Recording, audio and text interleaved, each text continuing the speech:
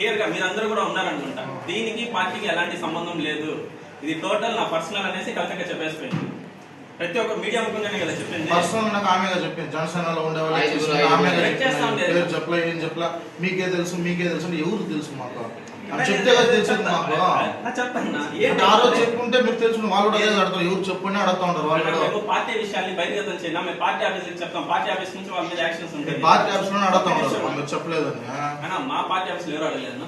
Party ఆఫీస్కి మేము పంపిస్తున్నామన్నా, మీరు ఇక్కడ చెప్తున్నారు కదా, మేము పార్టీ ఆఫీస్కి pin to pin day by day ఇక్కడ ఏం జరుగుతుందో ప్రతి ఒక్కటి పార్టీ ఆఫీస్కి అప్డేట్ ఉంటుంది. ఇక్కడ మీకు చెప్తా చూస్తున్నావా, వాళ్ళ దగ్గర ఉండకపోవచ్చు, కానీ పార్టీ ఆఫీస్ దగ్గర డే బై డే ఏం జరుగుతుందో ప్రతి ఒక్కటి అప్డేట్ ఉంటుంది. ఎంతకి ఎవరు ఒరిజినల్ నలుగురు 4 గ్రూపులు ఉన్నాయి. వాళ్ళు మేమంటే మేమని వాళ్ళు అంటారు, మీరు మేమంటే మీరు అంటారు. ఇంతకీ ఎవరు?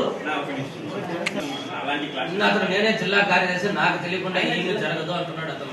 ఆయన జిల్లా కార్యదర్శి, ఈమె స్టేట్ క్యాడర్, ఇంకొకరు స్టేట్ ప్రోగ్రామింగ్ కమిటీ సరవణన్ ఉన్నాడు, ఇంకొకరు ఐటీ డిపార్ట్మెంట్ అనేసి ఉన్నాడు. అది ఏం లేదు, నాకు వెళ్ళు పనులు ఎవరు చేస్తామనేది మీద ఫోకస్ పెట్టకుండా పదవులు నాకు కావాలి అనేది మీద ఫోకస్ పెట్టున్నారు. అంతవరకు వైసీపీ కోవట్ అంటున్నారు. వైసీపీ అంటే ఆమె పిఓసీలో వచ్చిన తర్వాతే చిత్తూరులో జనసేన చాలా యాక్టివ్ అవ్వడం స్టార్ట్ చేసింది. అదే కాకుండా 1000 మెంబర్షిప్స్ ఉంది ఆమె పిఓసీలో వచ్చినప్పుడు. అదే మెంబర్షిప్స్ ఇప్పుడు ఉండే నియోజకవర్గాల మొత్తంలోకి టాప్లో నిలిచింది. డిస్టిక్ లోనే ఫస్ట్, ఇప్పుడు మన డిస్టిక్ లోనే ఫస్ట్ ఉండేది చిత్తూరే. ఆమె పిఓసీ వచ్చిన తర్వాత ప్రాణహాని ఉంది అంటా ఉన్నారు.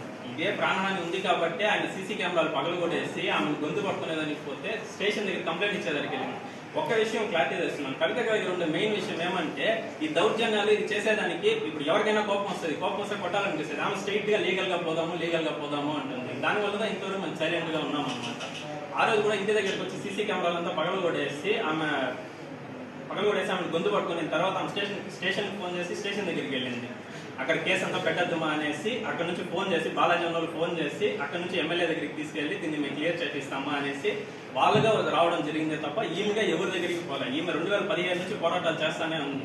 అది కాదండి, చేసే పనులు నీ వల్ల అనుభవించిండేది కానీ ఆమె దగ్గర నీ గురించి ఉండే ఫోటోలు కానీ అవంతా పెట్టుకునేసి నువ్వు పద్ధతిగా మాట్లాడేదానండి. ఆమె కాబట్టి నోరు మూసుకునేసి ఎందుకులే మన ప్రాబ్లమ్స్ మన ఊరికే తలగనొప్పి ఎందుకనేసి ఆమె పార్టీ అయినా కానీ ఆమె టార్గెట్ చేసుకుంటానే పోతా ఉన్నారు. అత్యాయత్నం చేసినారు కాబట్టి ఆ రోజు కంప్లైంట్ ఇచ్చి ఆయన ద్వారా అక్కడ పోయి స్టేషన్ దగ్గర కేసు పెట్టద్దని చెప్పి ఎమ్మెల్యే దగ్గరికి పోయేసి ఇది సాల్వ్ చేసుకుందామనేసి ఎమ్మెల్యే గారు అమౌంట్ ఇస్తామనేసి మాట్లాడారు.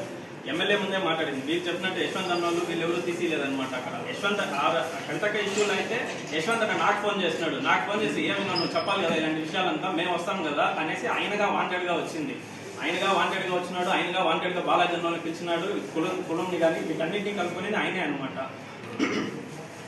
ఇంతవరకు కవితకి ఎప్పుడు కులం జోలికి కానీ కులాన్ని వెనకాల వేసుకొచ్చేది కానీ పోలేదన్నమాట. అదొక్కటే అనమాట ఇప్పుడు వాళ్ళకి ఇబ్బంది. అక్కడ ఏమరంటే ప్రతి ఒక్క కులపోల్ని కలుపుకునేసిపోతుంది.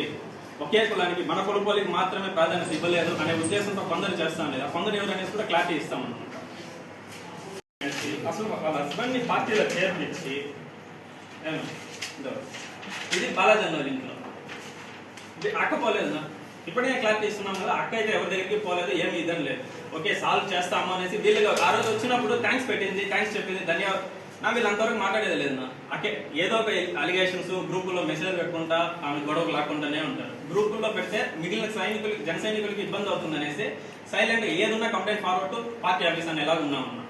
ఎప్పటి వరకు వాళ్ళకి ఇదనే లేదు. అలాంటిది ఆ టైంలో వచ్చే అబ్బాయిని జ్యోతిష్వర్ అనేసి వాళ్ళ అన్న కూడా తెలియదు అంటాడు. ఆ రోజు నైట్ వాడిని కిడ్నాప్ చేసుకుని పోయేసి డీర్ పార్క్ దగ్గర కొట్టేసేస్తే రాత్రి ఈయన సరవణ అంతా ఒకే పనిలో పోయేసి వాళ్ళని తీసుకొచ్చింది. నాకు తెలియదు అంటాడు. ఇలాంటి అబద్ధాలు చెప్పే వాళ్ళని ఈజీగా చెప్పచ్చు. ఇంకోటి ఆమె కేసులు వాపస్ తీసుకోలేదు అనేసి ఒక మాట మాట్లాడుతున్నాను. ఆమె కేసులు తీసుకోవాలని ఈ రోజు కూడా రెడీనా. అదేమంటేనా ఒక 10 కేసులు మీరు పెట్టారు, 10 కేసులు నేను పెట్టాను, నాది నీది తీసుకునేస్తాను అనేసి నేను నా తమ్ముడి దగ్గర నుంచి ఇంకో కేసు పెట్టించింటాను. ఆయన నాకు ఎవరు కూడా తెలియదు అంటున్నారు కదా.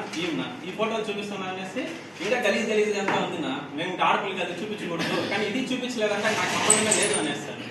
కాబట్టి ఒక క్లారిటీకి ఈ పెట్టింది అది ఎస్సీ ఎస్టీ అట్రాసిటీ కేసు. ఇప్పుడు ఈ కేసును విత్డ్రా తీసుకునేస్తే మొత్తం క్లియరెన్స్ అయిపోతుందా, ఏం ఇబ్బంది ఏం లేదు. ఆమె రెడీగా ఉందండి.